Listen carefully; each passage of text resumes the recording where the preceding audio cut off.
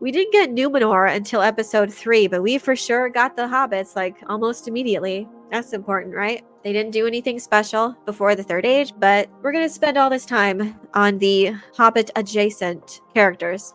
With the dude who's not Gandalf, but clearly is. I would be so shocked if it wasn't. I don't think they're ever going to say if he's Gandalf. They just want to have it out there that he is. So we're back to, I'm just going to call him Blandalf for now. I gotta call him something. What do you call him? This is part of the story. They're trying to figure out a name for the wizard's character, Nori. He's trying to think up names. He says this thing that you're not given a name, you just have it. So he's trying to find it.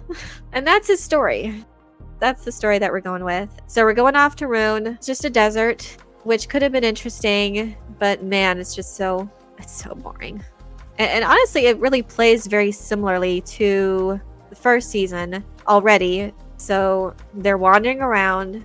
They're being followed. And again, this is the other thing. It just evokes this similar things that just makes you think of the Peter Jackson films. So they're lost. They've been going in circles, Blandalf and Nori. And later you find out they're being followed. And it turns out to be Poppy. I don't know how she got there by herself, but you can't think too much. They're also being pursued by, I don't know if they've said Easterlings, the guys in masks, and it's very similar. Well, Feminim is back, so she's there somehow. The moths, oh my gosh, just trying to explain it. They're being pursued, and Feminim was there, and these guys in masks were there, and it plays out a bunch like season 1 did, that they're being followed. So in the previous season, they were being followed. Blandalf was being followed by Feminim, the three. Did they even say what they were? She's there, but they're being pursued by these guys in masks, which apparently were CG'd. JD Payne came out and said that they couldn't decide on the designs for the desert dwellers here that are pursuing them. They couldn't decide what they should look like, so they did it in post.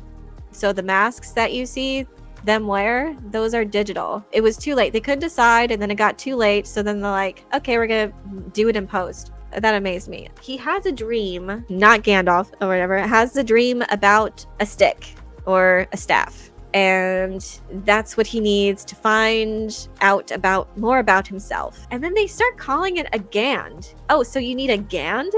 And I'm like, oh, brother, it is Gandalf.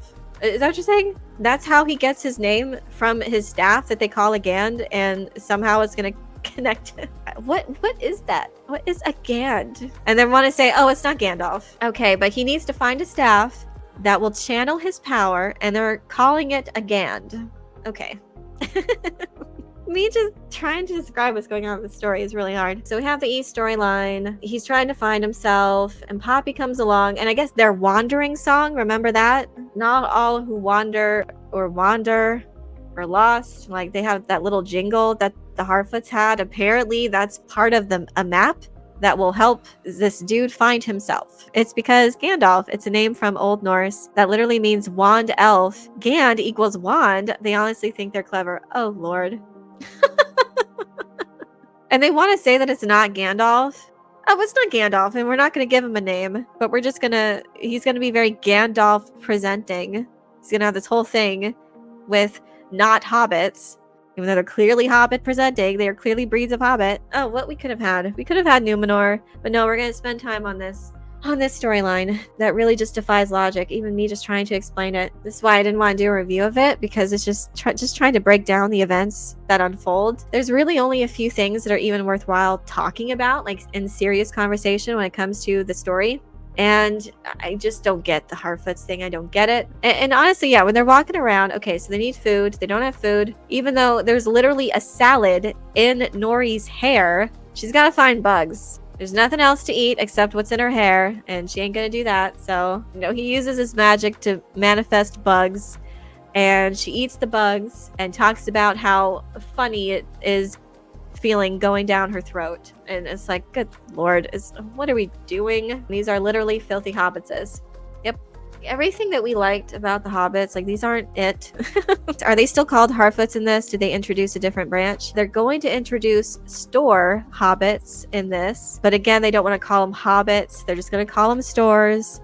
And this, they're going to call them HaRfoots. The gaslighting is so strong with this. They don't want to call them hobbits. I guess it's for a rights issue or something legally. So they call them pre-hobbits. These are HaRfoots. Tolkien didn't write that hobbits didn't do anything impressive, so we feel we can do a HaRfOoT story or a store story. So within the context of the show, yeah, they are called HaRfoots, but they're also going to meet store hobbits in the desert. Yes, the river-dwelling branch of the hobbits and with the store hobbits, it lived in a desert once, apparently. And because of that, they were drawn to water. That's where we get the origin for why store hobbits like water. We also have this wizard, possibly. I don't know. There's some theories going around. Everything just reminds me. They're trying to tell the Lord of the Rings before the Lord of the Rings. Every possible point.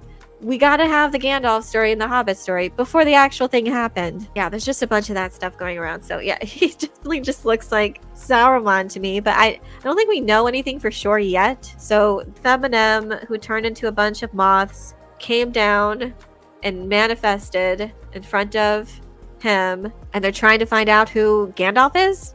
At this point, it's just, I'm so bored. It's really hard to figure out what's going on. I don't know. So we'll see if there's more here, but not much has happened. The subtitles called him a dark wizard. What his intentions are, what his motivations are, it's not really clear just yet. I don't know. It's hard to care at this point. If they make Temu Saruman at all insidious, they didn't understand the assignment. Yeah, I mean, Saruman was good, obviously, but I just feel like the way they're presenting him, he looks just like, I get such Saruman energy. It just feels like they want to also set up the battle between the two of them to kind of evoke what happened in the Fellowship of the Ring. Everything that I feel like they're setting up, it feels like it's just to tell the story of the Lord of the Rings before the Lord of the Rings happens.